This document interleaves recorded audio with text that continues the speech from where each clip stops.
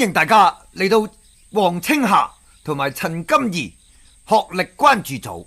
98,000蚊，你整張證書俾人，你唔係今時今日咁嘅服務態度係唔得噶嘛，係嘛？咁你即係受人錢財，替人消災，你個象真度都應該要高少少啦，啱唔啱啊？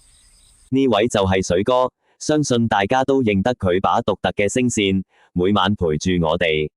水哥最拿手嘅就係踢爆騙子，尤其係識別偽造文件。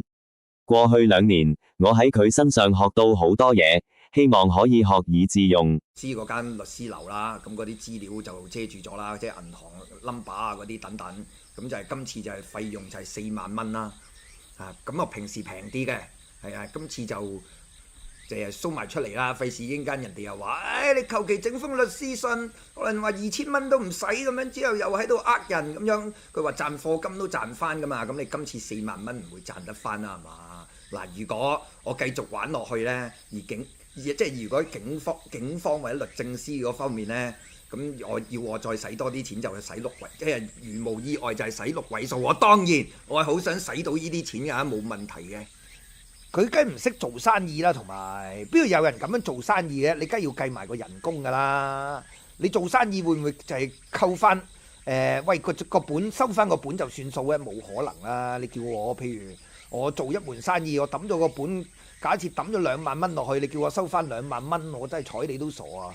你叫我收可能2.2萬我都唔制啦，即係2000蚊都可能要諗下啦，真係賺到10%。呢個冇咩意義，因為楊律師咧嗰邊咧就幫我處理緊啲文件啊，咁佢就未出到嗰個正式嘅收據啦。如果有個正式收據，我就會 show 出嚟，咁我只能夠 show 咗個過數記錄。喺水哥未有正式收據前，等我哋研究下佢直播嘅過數記錄。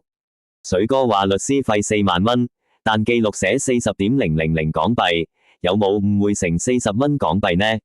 水哥會唔會喊住話咁平點請律師啊？貨幣格式就好似每個國家嘅身份證咁，各有特色。港幣 HKD 係先逗後點，歐元 EUR 係先點後逗，標點用法相反。而家40.000 HKD 係歐元風，但寫港幣有啲9唔搭8。正確係40.000港幣，咁點解會搞亂呢？可能係1. 銀行職員手指太肥，標點撳錯； 2. 銀行系統有問題，以為港幣係歐元，亂晒龍。不過近排水哥喺直播宣布同家嫂訂婚，家嫂仲 sweet 爆送咗一份 DIY 手作禮物俾水哥，嗰份禮物真係心思滿分，獨一無二。搞到有戀愛腦嘅水哥成個人甜到漏，專心揀訂婚戒指，揀到連銀行過數記錄都睇漏眼。講到 DIY， 水哥上年踢爆基哥未婚妻黃青霞嘅偽造文件，係犯罪級 DIY。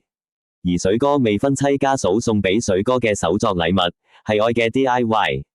兩個未婚妻嘅 DIY， 一邪一正。家嫂喺荷蘭住咗10年，係一個融入當地文化同習性嘅荷蘭人。